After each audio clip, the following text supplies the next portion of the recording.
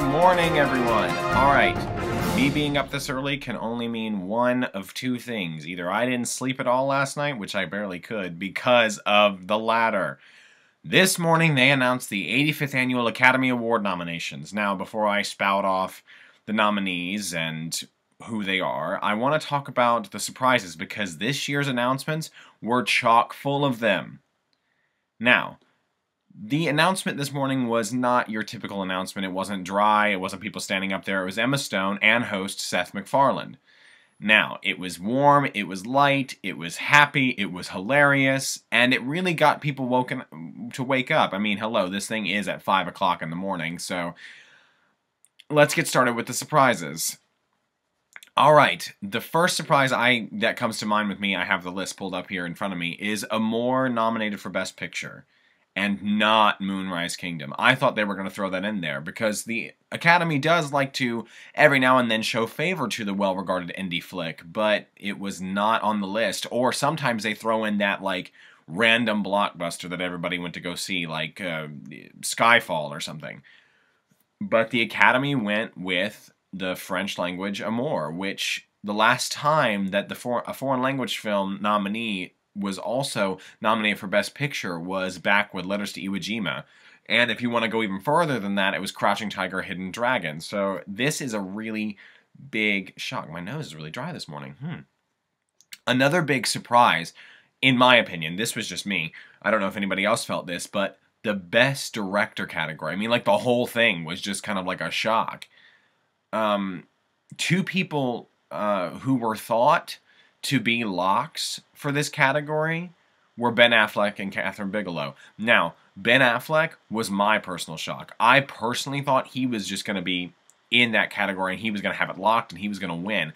But he was not even nominated. And I honestly have to say I am very happy that Kathryn Bigelow was not on this list. Zero Dark 30 looks like a great movie. I actually want to go see it.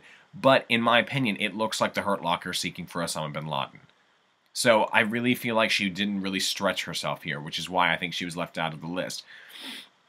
And another thing is that there is Tom Hooper. Tom Hooper was again snubbed for Best Director for Les Miserables.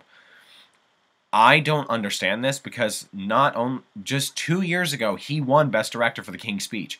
He took a great risk by having his actors sing live and doing their songs in one take. That is an extreme risk that not a lot of directors would do with a musical. So I'm really shocked by that, and I think he should have been kept in the category. Another big shock for me. Well, actually, this wasn't really a shock, but I wouldn't have been surprised if he was left off the list, and that is Joaquin Phoenix for Best Actor. All right, let's be real. I did predict that he would be on it, but a lot of actors sometimes do have that attitude where they're all like, I hate the Oscars, I hate awards. Awards mean nothing to me. Just like, okay, for example, Katharine Hepburn never attended the Oscars once for when she was nominated. She attended to give somebody a special award. But she made it very clear that the awards meant nothing to her. But yet she has the most acting Oscars out of anybody with 4 Best Actress Academy Awards. So, I mean, it's really no surprise that the Academy would have left him off the list, because let's face it, they love to be sucked up to. But I love the Academy, so I'm not going to speak ill of them. But they kept him on the list, and no matter how critics felt about The Master, which came out 4 months ago, and none of us really heard about it until now, he's on the list, so I wish him the best of luck, and I'm pretty proud of him. And this one was not really a surprise. Well, it wasn't really a shock. It was kind of like a pleasant surprise that Silver Linings Playbook took home, or pulled out, all 4 acting categories, which they call the 4 for 4. The last time a film did that was in 1981 with Reds.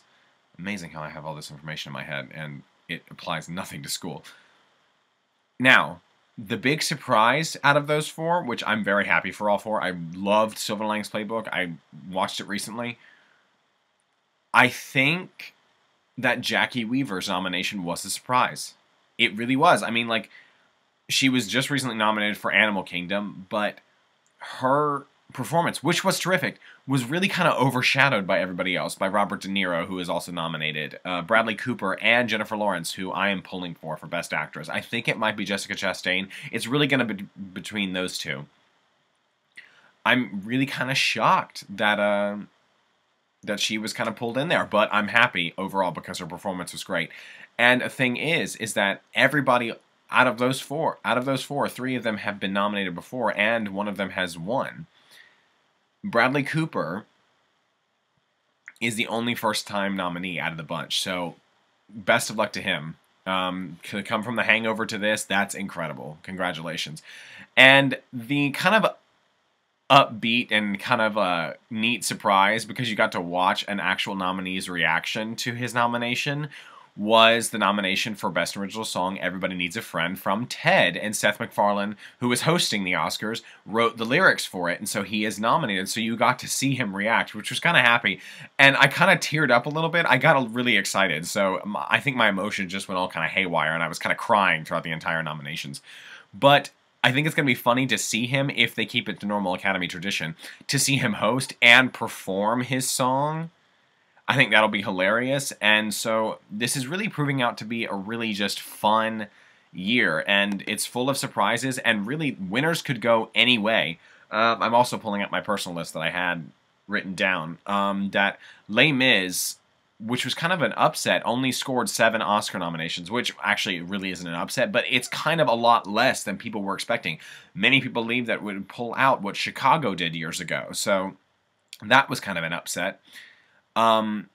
It pulled out Best Actor, Hugh Jackman, Best Supporting Actress, Anne Hathaway, who she will take home the Oscar. It's in the bag. And Hugh Jackman could sneak in there and take it away from Daniel Day-Lewis, because Daniel Day-Lewis right now is the favorite. And Best Picture of the Year.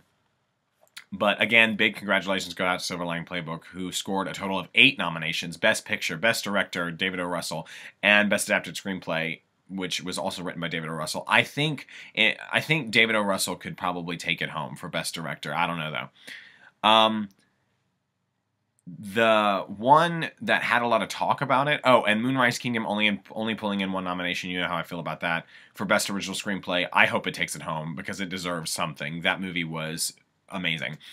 A huge congratulations goes out to Quivanche Wallace from Beasts of the Southern Wild, who is the youngest Best Actress nominee at the age of 9.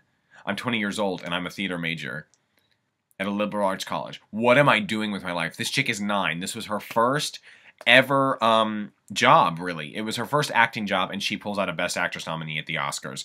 Congratulations to her, and let's see if she breaks a record. Who knows?